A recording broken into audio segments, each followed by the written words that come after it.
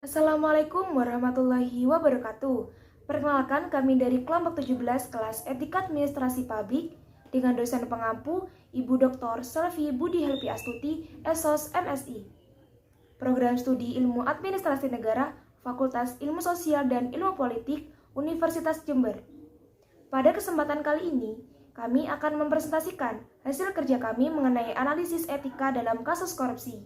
Namun sebelumnya, izinkan saya untuk memperkenalkan nama anggota dari kelompok kami. Yang pertama, Eka Ayu Lestari dengan NIM 200910201046. Yang kedua, Elvina Nadia Tusifa dengan NIM 200910201045. Yang ketiga, M. Daniel Akbar dengan NIM 200910201063. Ya, tentunya ini menambah daftar panjang ya Amel terkait dengan adanya menteri lagi yang tercokok atau tertangkap KPK setelah adanya menteri KKP yang nonaktif yaitu Edi Prabowo dalam kasus dugaan korupsi ekspor benih lobster.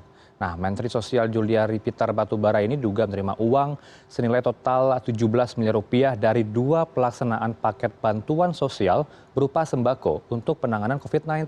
Dan pengadaan bantuan sosial untuk penanganan COVID-19 berupa paket sembako di Kementerian Sosial RI tahun 2020 memiliki nilai sekitar 5,9 triliun rupiah dengan total 272 kontrak dan dilaksanakan dalam 2 periode. Pada pelaksanaan paket bansos sembako, periode pertama diduga diterima P, kurang lebih sebesar 12 miliar, yang pembagiannya diberikan secara tunai oleh MJS kepada JPB, melalui AW dengan nilai sekitar 8,2 miliar. Pemberian uang tersebut selanjutnya dikelola oleh EK dan SN, selaku orang kepercayaan saudara JPB untuk digunakan membayar berbagai kebutuhan pribadi saudara JPB. Untuk periode kedua, pelaksanaan paket bansos sembako terkumpul uang P dari bulan Oktober 2020 sampai dengan Desember 2020 sejumlah 8,8 miliar yang juga diduga dipergunakan untuk keperluan saudara JPB. Dalam video tersebut menjelaskan bahwa Menteri Sosial Julia Peter Batubara diduga menerima uang senilai total 17 miliar rupiah dari dua pelaksanaan paket bantuan sosial berupa sembako untuk penanganan COVID-19. Menurut KPK, pengadaan bantuan sosial untuk penanganan COVID-19 ini berupa paket sembako di Kementerian Sosial RI tahun 2020. Memiliki nilai sekitar 5,9 triliun rupiah dengan total 272 kontrak dan dilaksanakan dalam 2 periode. Juliari sebagai Menteri Sosial saat itu menunjuk Mateus dan Adi sebagai pejabat pembuat komitmen atau yang sering kita sebut dengan PPK dalam pelaksanaan proyek tersebut dengan cara menunjuk langsung para rekan dan diduga disepakati ditetapkan adanya fee dari tiap-tiap paket pekerjaan yang harus disetorkan para rekan kepada Kemensos melalui Mateus. Pada pelaksanaannya, paket bansos sembako periode pertama diduga diterima fee sebesar 12 miliar rupiah yang pembagiannya diberikan secara tunai oleh Mateus kepada Juliari melalui Adi. Dari jumlah itu diduga total suap yang diterima oleh Juliari sebesar 8,2 miliar rupiah. Uang tersebut selanjutnya dikelola oleh Eko dan Seli selaku orang kepercayaan Juliari untuk digunakan membayar berbagai keperluan pribadi Juliari. Kemudian, pada periode kedua pelaksanaan paket bansos sembako, terkumpul uang fee dari bulan Oktober sampai dengan bulan Desember 2020 sekitar 8,8 miliar rupiah. Sehingga total uang suap yang diterima oleh Juliari menurut KPK adalah sebesar 17 miliar rupiah. Seluruh uang tersebut diduga digunakan oleh Juliari untuk keperluan pribadinya.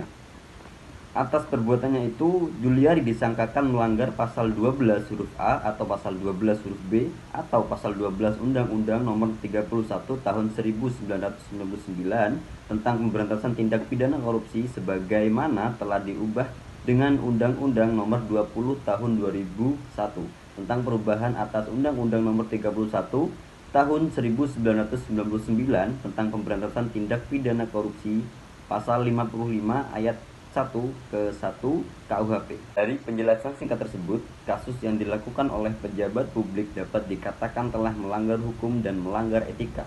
Korupsi yang dilakukan oleh Juliari Peter Batubara termasuk jenis korupsi defensif karena perilaku melakukan dengan cara pemerasan dan korupsinya dilakukan dalam rangka mempertahankan diri. Kasus suap Juliari P. Batubara mempertontonkan bagaimana anggaran bansos yang terbatas justru dijadikan sebagai peluang oleh oknum-oknum pejabat untuk meraup kekayaan masing-masing. Fee hanya dikumpulkan dari pengadaan, melainkan seluruh penggadaian gelombang 1 mulai dari bulan April sampai bulan Juni 2020 dan gelombang 2 dari bulan Juli sampai dengan bulan Desember 2020. Terdakwa Matius Joko Santoso bahkan menyebut bahwa Juliari tak puas dengan realisasi penerimaan fee tahap 1 sehingga mengubah skema korupsi pada tahap 2. Ia juga menyebut peran dari dua politisi DPR RI, Herman Heri dan Ihsan Yunus dalam penentuan skema tersebut. Kasus korupsi Julia P. Batubara perlu menjadikan perhatian dan pembelajaran agar pemerintah juga memperhatikan peluang atau celah korupsi dalam program penanganan COVID-19. Baik itu dalam program perlindungan sosial maupun penanganan kesehatan. Meskipun program tersebut krusial dan dibutuhkan warga, program tersebut rentan menjadi ladang korupsi sehingga perlu untuk dibuktikan untuk lebih lanjut. Selanjutnya adalah nilai-nilai etika. Nilai-nilai etika merupakan suatu pedoman atau suatu hal yang mendasari seseorang untuk berperilaku di dalam lingkungan masyarakat. Nilai-nilai etika sendiri terbagi menjadi 4, yaitu norma agama, norma kesusilaan, norma hukum, dan norma kesopanan. Yang pertama, norma agama. Norma agama merupakan suatu aturan yang dijalankan oleh masyarakat yang sumbernya berasal dari Tuhan Yang Maha Esa. Dilihat dari kasus korupsi bansos tersebut, memperlihatkan bahwa tidak adanya moralitas yang ada pada diri pejabat yang melakukan korupsi. Adanya sebuah norma agama seharusnya dapat dijadikan sebuah pengendalian diri atau perilaku dalam kehidupan bersama. Namun demikian, nilai agama ini tidak mempunyai pengawasan kecuali diri sendiri dan keyakinan akan balasan Tuhan. Selanjutnya, norma kesusilaan. Norma kesusilaan merupakan suatu aturan hidup yang berasal dari suara hati manusia, budi pekerti, atau akhlak yang menentukan perbuatan baik dan perbuatan yang tidak baik. Tindakan yang dilakukan oleh Juliari Batubara ini melanggar norma kesusilaan karena melakukan tindakan yang dapat merugikan orang lain dengan berperilaku curang, mengambil yang bukan haknya, yaitu menerima uang sebesar 17 miliar dari pelaksanaan bantuan sosial kemudian digunakan untuk kepentingan pribadi. Norma selanjutnya yaitu norma kesopanan. Norma kesopanan merupakan suatu aturan yang berisikan perilaku yang dianggap sopan dan tidak sopan, di mana perilaku sopan merupakan sesuatu yang pantas, harus dilakukan, dan juga harus dibiasakan dalam kehidupan bermasyarakat. Dalam kasus korupsi ini yang dilakukan oleh Menteri Sosial, merupakan suatu tindakan yang melanggar norma kesopanan, karena melakukan perbuatan yang tidak sopan dan sekaligus menyimpang. Selanjutnya adalah norma hukum. Norma hukum merupakan suatu aturan yang dibuat oleh badan yang bertanggung jawab seperti pemerintah yang dikemas dalam bentuk undang-undang. Tindakan korupsi akan diberikan hukuman yang telah ditetapkan. Adanya norma hukum untuk mewujudkan tata tertib sosial, negara menetapkan dan mengesahkan peraturan perundang-undangan untuk mengatur masyarakat. Seperti contoh dalam video tersebut, kasus korupsi yang menjerat pejabat di Kementerian Sosial, termasuk menterinya, telah ditangkap oleh pihak KPK, yang dimana nantinya akan mendapatkan hukuman atas apa yang telah diperbuat. Terdapat 3 dimensi etika. Yang pertama, etika. Nilai etika adalah nilai tentang baik buruk yang berkaitan dengan perilaku manusia, dilihat dari moralitas atau kebiasaan maupun adat. Seperti halnya perilaku yang dilakukan oleh pejabat yang melakukan korupsi ini adalah perbuatan yang bertentangan dengan nilai-nilai etika dan moralitas dalam kehidupan bermasyarakat, berbangsa, dan bernegara. Korupsi berarti mengambil atau mengurangi sesuatu yang menjadi hak orang lain. Dalam etika, manusia dituntut untuk membedakan mana yang baik dan mana yang buruk. Kasus korupsi ini menjadi perhatian publik karena telah merugikan negara, melanggar etika, serta dianggap tidak bermoral karena dilakukan di masa pandemi. Dalam hal ini, Menteri Sosial dinilai telah melanggar tugasnya dalam menyelenggarakan jaminan sosial, sehingga menandakan bahwa tindakan korupsi ini menunjukkan nilai etika yang ada pada koruptor sangat rendah. Yang kedua adalah estetika. Estetika adalah nilai-nilai keindahan. Keindahan yang dimaksud sangat bermacam-macam. Tindak korupsi adalah setiap orang yang dengan sengaja melawan hukum melakukan perbuatan untuk memperkaya dirinya sendiri, orang lain, ataupun suatu korporasi yang dapat merugikan keuangan negara dan perekonomian negara. Hal ini menunjukkan perilaku dan etika yang sangat buruk, sehingga dapat merusak nilai estetikanya. Sebab tindakan korupsi itu hal yang merugikan orang lain. Dengan begitu, nilai estetika yang terlihat pun akan buruk dan juga berpengaruh terhadap nilai etika dan logika yang ada. Yang ketiga adalah logika. Logika berkaitan dengan benar dan salah, yaitu cara yang diciptakan untuk meneliti ketepatan, penalaran, dan mencegah kesesatan berpikir. Logika merupakan langkah awal dalam memulai suatu tindakan, yang mana tindakan tersebut benar dan salah untuk dilakukan. Dalam kasus ini, tindakan yang dilakukan oleh Menteri Sosial Juliari Batubara merupakan tindakan yang salah untuk dilakukan. Yang selanjutnya adalah solusi. Solusi dari kasus korupsi yang dilakukan oleh Menteri Sosial ini yang pertama adalah melakukan perbaikan mekanisme penyaluran bansos kepada masyarakat. Karena sebelumnya seluruh bansos diberikan dalam bentuk tunai sehingga penyalurannya pun ditransfer lewat bank pemerintah. Sehingga hal ini rawan akan terjadinya tindak pidana korupsi.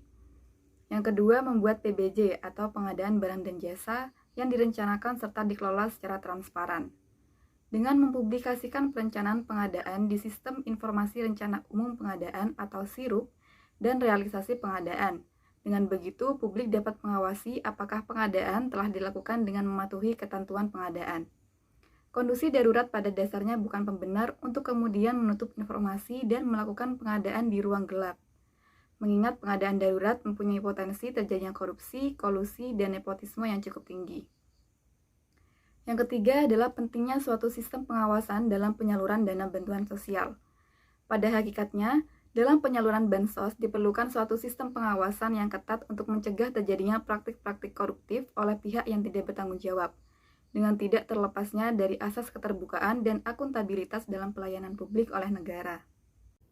Kesimpulan dari pemaparan ini adalah adanya tindakan korupsi bansos yang dilakukan oleh Menteri Sosial di tengah pandemi tidak menunjukkan suatu moral atau etika dari seorang pejabat yang seharusnya meringankan beban rakyat, ini justru malah mengambil hak rakyat.